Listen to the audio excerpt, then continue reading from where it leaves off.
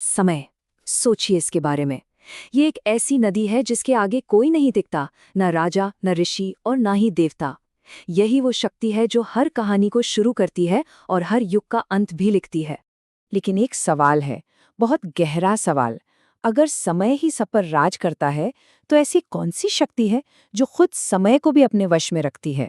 चलिए आज इसी बड़े रहस्य से पर्दा उठाते हैं। देखिए, सृष्टि का एक बहुत ही सीधा और सरल नियम है। जिसका भी जन्म हुआ है उसका अंत तो होना ही है। ये एक ऐसा सच है जो एक छोटे से फूल से लेकर बड़े बड़े तारों तक सब पर लागू होता है। और हाँ, दूसरा नियम भी उतना ही पक्का है। हर चीज जो बनाई जाती है, उसके अंदर ही उसके टूटने का, उसके खत्म होने का बीज भी होता है। जो बनता है वो बिखरता ही है। यही तो जीवन और मृत्यु का न रुकने वाला चक्र है। अच्छा, अब एक पल के लिए सोचिए, उस आखिरी पल के बारे में जब आसमान के सारे तारे बुझ जाएंगे और पूरा ब्रह्मांड एकदम शांत, मौन हो जाएगा। उस महाशून्य के बाद क्या? क्या सब कुछ वहीं खत्म हो जाएगा, या फिर ये किसी नई शुरुआत की आहट है? तो इस बड़े से सवाल का जवाब क्या है? जवाब है संहार भैरव का प्रकट होना। वो जवाब है जो हर चीज के अंत में सामने आता है। तो चलिए जानते हैं कि आखिर ये हैं कौन और इस पूरी ब्रह्मांडीय कहानी में इनका रोल क्या है।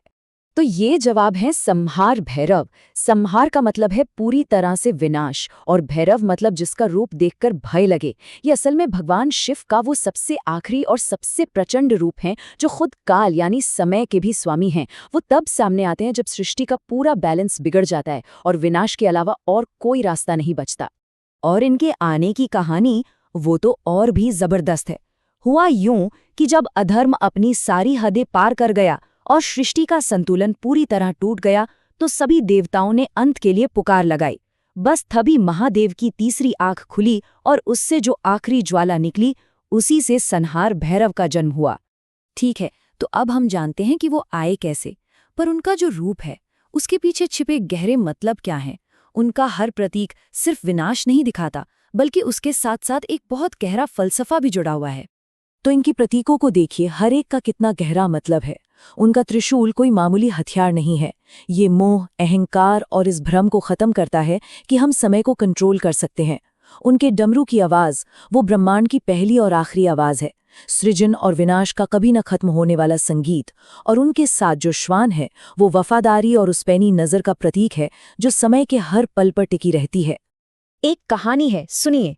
एक असुर था जिसने सोचा कि वो समय को ही चुनौती देगा, उसे रोक देगा और हमेशा के लिए अमर हो जाएगा।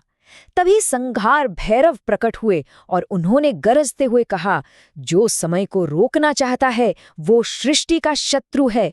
और बस एक ही पल में उस असुर का अंत हो गया। और ये कहानी हमें एक बहुत ही गहरे सच की तरफ ले जाती है। समरहार भैरव का रूप भले ही भयानक लगे, लेकिन उनका संदेश विनाश का नहीं बल्कि बदलाव का है। वो हमें सिखाते हैं कि अंत असल में एक पड़ाव है, कोई मंजिल नहीं। अक्सर हम लोग सोचते हैं कि अंत मतलब सब खत्म, हार गए। पर संहार भैरव की नज़र से देखें तो हर अंत एक नई शुरुआत का दरवाज़ा है।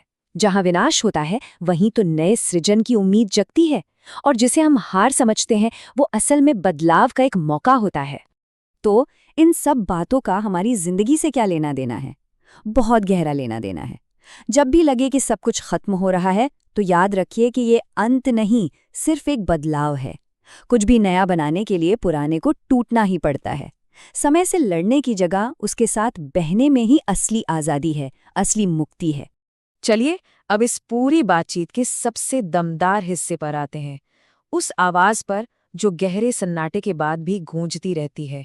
सोचिए, जब पूरा ब्रह्मांड शांत हो जाएगा, हर एक आवाज खामोश हो जाएगी, तब भी एक ध्वनि गूंजेगी, संहार भैरव के डमरू की ध्वनि।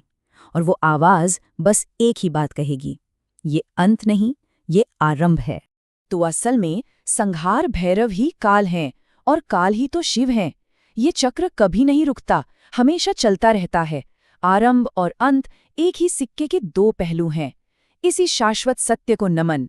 ओम संहार भैरवाय नमः।